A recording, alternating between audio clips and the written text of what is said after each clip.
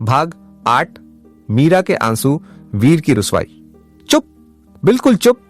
मीरा ने कड़े लेकिन मासूम से स्वर में कहा, अब आप एक शब्द भी नहीं बोलेंगे। बहुत सुन लिया आपकी ऊंट पटांग बातें। वह हाथ बांधे खड़ी थी जैसे किसी छोटे बच्चे को डांट रही हो। भगवान जाने मां साह ने आपके आने से पहले क्या खाया था।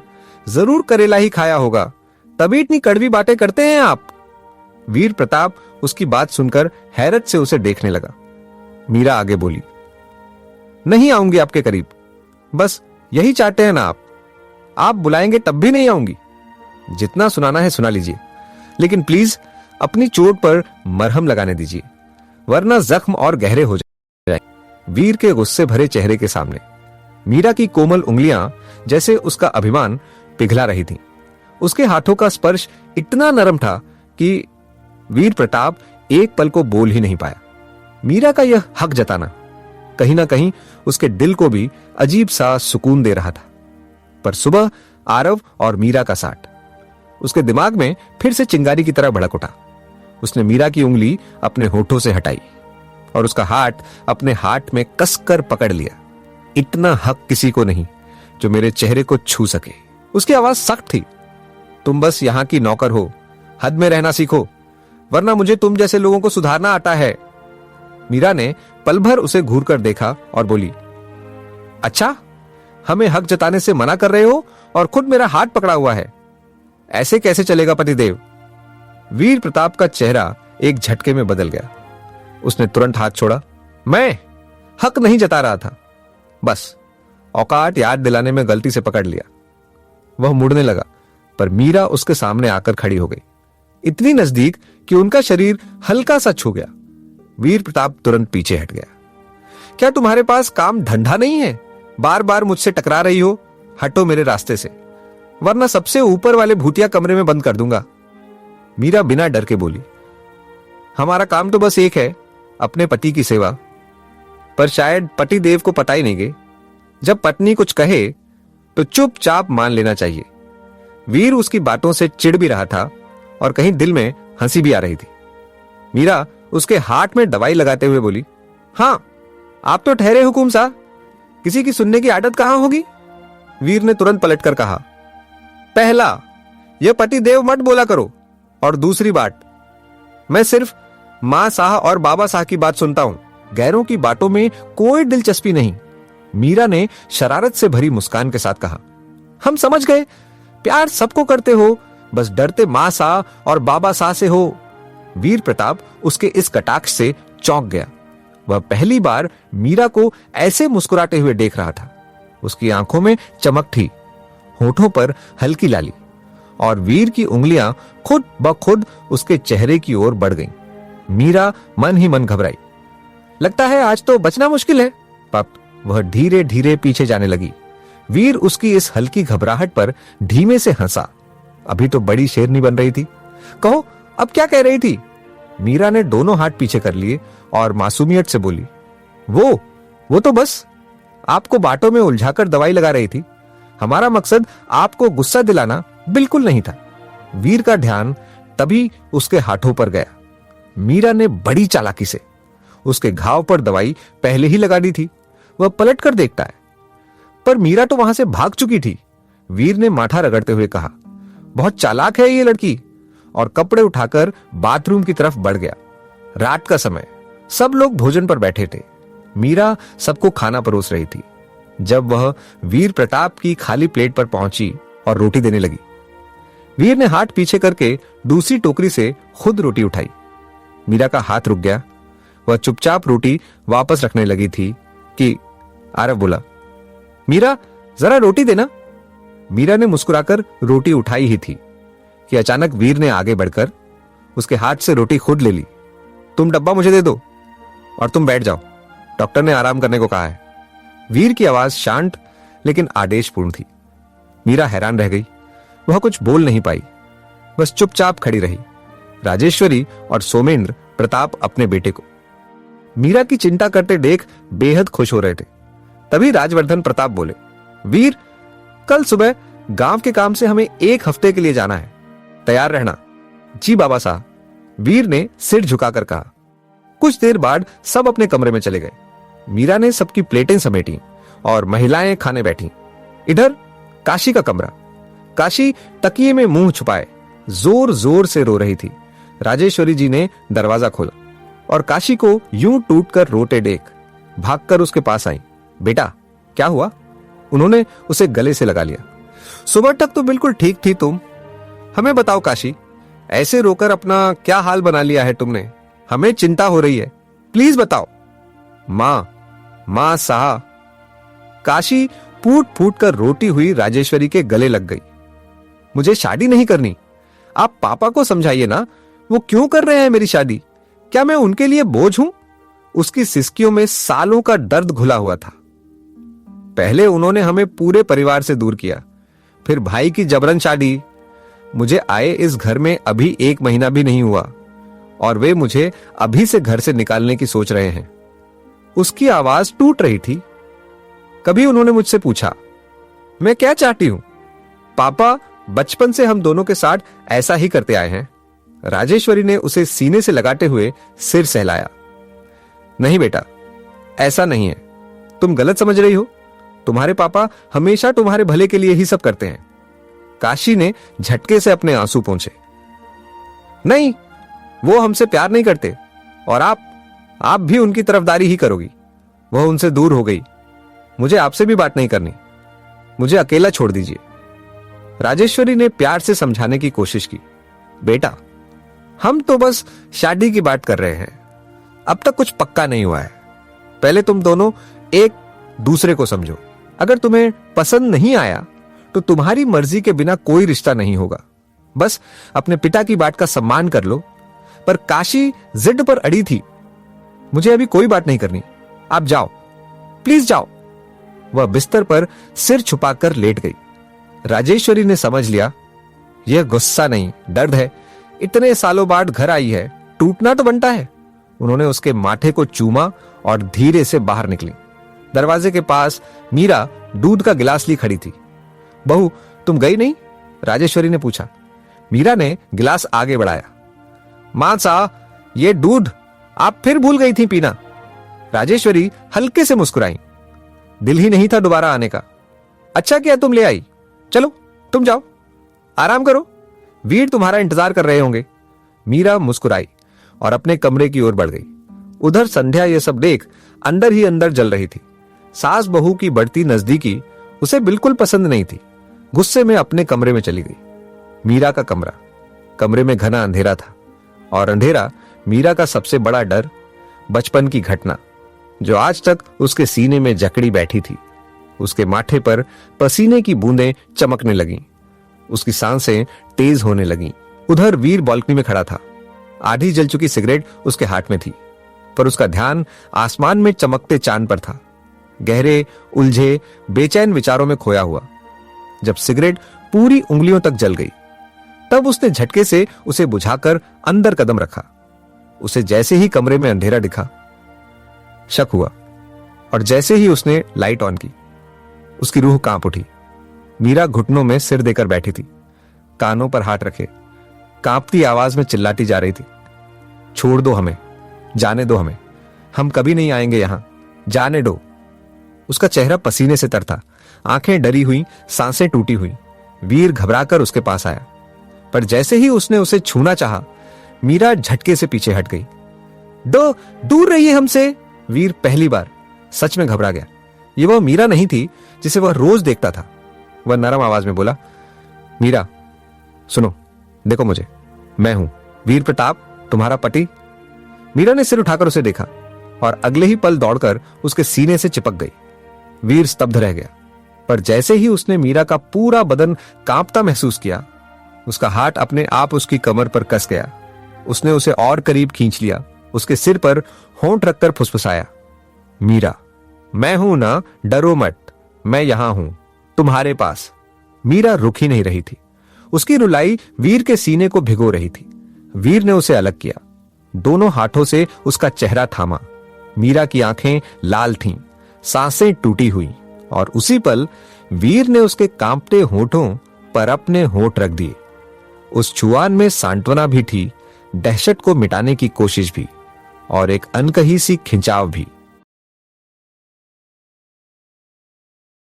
भाग 9, वीर का छूना। वीर प्रताप के उस अचानक गहरे और गर्म किस ने मीरा की धड़कन जैसे वहीं थमा दी। उसके शरीर में एक अजीब सी सिहरन फैल गई, जैसे उसकी सांसें किसी ने कैद कर ली हों।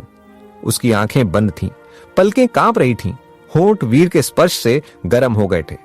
वह समझ नहीं पा रही थी, यह सपना है या सच। वीर की उंगलियां उसके चेहरे को छूकर गुजरी थीं, एक ऐसी छुअन जिसमें कड़वाहट नहीं थी, गुस्सा नहीं था, बस एक झंझनाहट थी जो दिल तक उतर रही थी। लेकिन ठीक उसी पल वीर की सांसें रुक सी गईं। उसने जैसे होश में आते ही मीरा के चेहरे को देखा और एकदम सख्त हो गया। अगले ही पल जैसे उसका दिल उससे भागने लगा हो, वह झटके से पीछे हुआ और बिना एक भी शब्द बोले सीधा बालकनी में चला गया। मीरा वहीं फर्श पर बैठी रह गई। हाथ कांप रहे थे, सीना तेजी से उठ गिर रहा था, उसके होंठ खुद कांप उठे। ये क्या कर दिया उन्होंने? उसने अपने गालों पर बहते आंसू पोंछे। पैरों में जैसे जान ही नहीं बची थी। धीरे धीरे वह उठी और सोफे पर जाकर लेट गई, पर आंखें बंद करते ही उसी किस का एहसास लौट आता।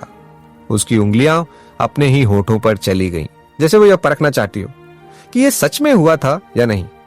कई करवटों के बाद थक कर अंततः नींद ने उसे अपने आगोश में ले लिया। बालकनी में खड़ा वीर चांद को नहीं, खुद को घूर रहा था। हवा तेज थी, रात ठंडी थी, पर उसके भीतर उबल रहा था कुछ और ही। उसका दिमाग बार बार पूछ रहा था, वो इतनी डरी क्यों थी? उसके चेहरे पर इतना खौफ क्यों था? शादी के इतने दिनों में उसने मीरा को उसकी हर मजबूरी पर रोते देखा था, उसके तानों पर चुप होते देखा था, पर आज वो टूट गई थी। वीर ने गहरी सांस ली। उसकी उंगलियां अनजाने में उसके खुद के होठों पर चली गईं। ओह, वहां मीरा के गुलाबी होठों की लाली रह गई थी। उसकी उंगलियां उस लाली को महसूस कर रही थीं और वीर की आंखों में अनजाने में एक नरम मुस्कान उभर आई। एक पल के लिए उसे खुद पर गुस्सा भी आया, लेकिन शायद उससे भी ज्यादा उस कंपकंपाती मीरा के लिए दर्द। कुछ देर बाद वह कमरे में लौटा। मीरा कंबल के बिना सोई हुई थी, चेहरा चांद की तरह साफ, पर आंखों के नीचे आंसुओं का नम निशान। वीर धीरे से अलमारी तक गया, कंबल निकाला और बहुत सावधानी से उसे मीरा पर ओढ़ा दिया। कंबल छूते ही मीरा के चेहरे पर एक मासूम सी मुस्कान आ गई, जैसे उसे वीर की मौजूदगी महसूस हो गई हो। वीर कुछ सेकंड तक उसे देखता रहा, फिर बहुत धीरे से झुककर उसके होठों को एक हल्का सा स्पर्श दिया, जैसे खुद को भी समझ नहीं आ रहा था कि वह क्या कर रहा है। अपने बिस्तर पर जाकर लेट गया, पर उसकी नजरें बार बार मीरा की तरफ ही जा रही थी। दोनों सो गए, पर रात ने उनके रिश्ते की दिशा बदलनी शुरू कर दी थी। अगली सुबह मीरा की आंख अचानक खुली। घड़ी में सुबह 8 बज रहे थे। हे भगवान! वह घबराकर उठी। बिस्तर पर वीर को न पाकर फौरन तैयार होने लगी। कुछ ही मिनटों में वह नीचे आई। पूरा परिवार नीचे बैठा था। राजेश्वरी ने उसे देख प्यार से आवाज लगाई, मीरा बेटा इधर आओ। मीरा हाथ जोड़कर बोली, मां सा माफ कर दीजिए, आज देर हो गई। तभी संध्या ने ताना मारा, बहुओं को देर तक सोना बहुत पसंद है ना, जिम्मेदारी कोई चीज होती है, पता भी है। मीरा ने सिर झुकाकर कहा, चाची सा जानबूझकर नहीं हुआ। संध्या रुकी नहीं। माफी से क्या होता है, सुबह वीर को खुद अपना सामान ढूंढना पड़ा। राजेश्वरी तुरंत बोली, संध्या बस करो, लड़की माफी मांग रही है। संध्या कुछ और बोलती, पर राजेश्वरी ने हाथ से इशारा कर उसे चुप किया। मीरा मेरे साथ चलो, कुछ बातें करनी है। मीरा उनके पीछे चल दी। अवनी दौड़कर आई, मासा एक। संध्या भड़क पड़ी, हम नौकर दिख रहे हैं, अपने काम खुद करो। अवनी उदास मुंह बनाकर खड़ी रह गई। तभी आरव आया। किसने डांटा मेरी बहन को? अवनी रोते हुए उससे लिपट गई। आरव ने कहा, ऐसी बातें फिर कभी मत कहना, मां तुम्हें सबसे ज्यादा प्यार करती है, इसीलिए डांटती है। अवनी मुस्कुराने लगी। लेकिन सीढ़ियों पर खड़ा विराज यह सब सुन चुका था। उसकी मुट्ठियां भींच गईं, चेहरा गुस्से से तमतमाया। वह बड़ी तेजी से अपने कमरे की ओर गया। आओ बेटा बैठो। मीरा झिझकते हुए बैठ गई। राजेश्वरी ने उसका हाथ पकड़ा। संध्या की बातों का मन पर मत लेना। मीरा ने नम्रता से कहा, मां सा वो बड़ी है, उनका हक है हमें डांटना, हमें बुरा नहीं लगा। राजेश्वरी के चेहरे पर एक गर्व भरी मुस्कान आ गई। फिर वह थोड़ी गंभीर हुई। बेटा, वीर 1 हफ्ते बाद आएंगे, उन्होंने तुम्हें बताया था ना। मीरा एक पल को ठिठक गई, मन थोड़ा डोलने लगा। धीरे से बोली, मां सा हम सो रहे थे, उन्होंने उठाया भी नहीं। राजेश्वरी ने प्यार से उसके गाल सहलाए। मीरा, हम तुम्हें एक बात बताना चाहते हैं, क्या तुम अपने मायके जाना चाहती हो? मीरा की सांस अटक गई, आंखें फैल गईं। राजेश्वरी मुस्कुराई। अगर जाना है तो तैयार हो जाओ, आरव तुम्हें छोड़ आएगा। मीरा हिचकते हुए बोली, पर वो वीर नाराज तो नहीं होंगे?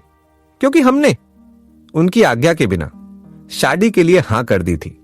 राजेश्वरी ने उसे गले लगाते हुए कहा, बेटा उस समय हालत ही ऐसे थे, तुम समझाओगी तो वह समझ जाएंगे।